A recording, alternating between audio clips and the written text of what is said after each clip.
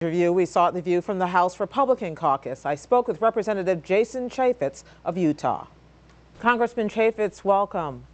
Let's go back to that Saturday conference call where members of the House Republican caucus said no way to this deal that had just been voted on that morning in the Senate. What happened? What were the objections?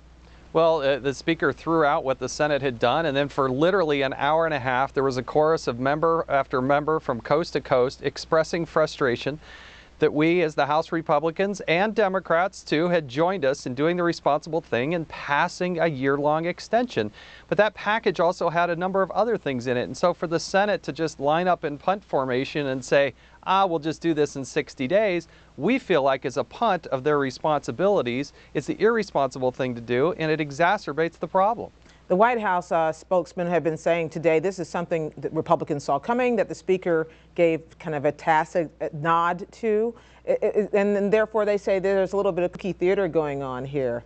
What's really going on? No, I think the Speaker did the responsible thing, and he threw it out to the membership of the House. It's not controlled by just the Speaker. There are members who get to vote on these things, and the way our government is set up, you know, the Senate has been known to make a few mistakes along the way. I happen to think they made a mistake. And so we disagree. We think that uncertainty is slowing down job creation and job growth in this country. And by punting this for just another 60 days creates uncertainty for workers and for businesses and is not going to help our jobs or the economy to the extent that it could if we would pass something for a year. Let me be clear about this. What you're objecting to is the contents of this bill or the length of time that would be implemented? All of the above. Part of the problem and the challenge here is we got rid of things like the doc fix, which is very important to the medical community. We got rid of, for instance, accelerated depreciation or 100% expensing for businesses. Those things came out of the bill. Some EPA regulations that we were also going to deal with, that came out of the bill. And so the content is problematic, and the fact that we're going to have to revisit this again in February, nobody wants to do that. I happen to actually agree with the President's first position on this. He said at the beginning that it was inexcusable to pass anything short of a year. I agree with it, but now he's changing his mind, and I just think we have more responsibility and should be doing more in the House, in the Senate, doing our jobs and passing something for a year. That's what the marketplace needs. I recall that when the President said he wanted it for a year, Republicans said they didn't want it at all. And now that he says he wants it for 2 months, Republicans are saying they want it for a year. Well, we came up with a compromise. That's why we passed out, before the Senate, we passed out a bill in a bipartisan way with overwhelming numbers and sent it over to the Senate. So we too have done the responsible thing, but we did it for a year per the President's request. Republican Senators Brown, Heller, Lugar, and Collins all came out today and said this is basically irresponsible, that there are people who are going to see their taxes go up on New Year's Day as a result of inaction by the House in particular. What do you say to them? Well, the House is trying to do the responsible thing and A, get it passed before the end of the year, and B, pass it for a year. And I guess if you were to talk to most employers and most people, they would agree that a year would be better than 2 months. I think the President would actually agree with that. So we're taking a very responsible position here. The Senate, wants to go have bingo night and go on vacation. We're saying, no, let's stay and get this done and get it done for a year. It sounds like your argument is more with Senate Republicans, since this was a pretty overwhelming vote on the Senate side, not Senate Democrats and not the White House. Well, all of the above. I just think the Senate as a whole got this wrong.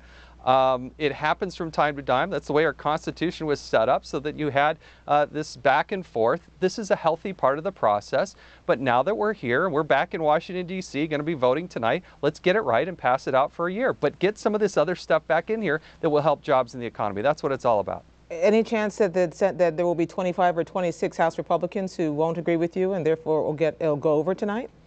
Perhaps, but I for one, I'm about as conservative as they come. I disagree with what the Senate did. I think they actually got this wrong, and I guess there's always a chance. That's why I have a vote. That's why they play the games on Sundays. So, we'll see.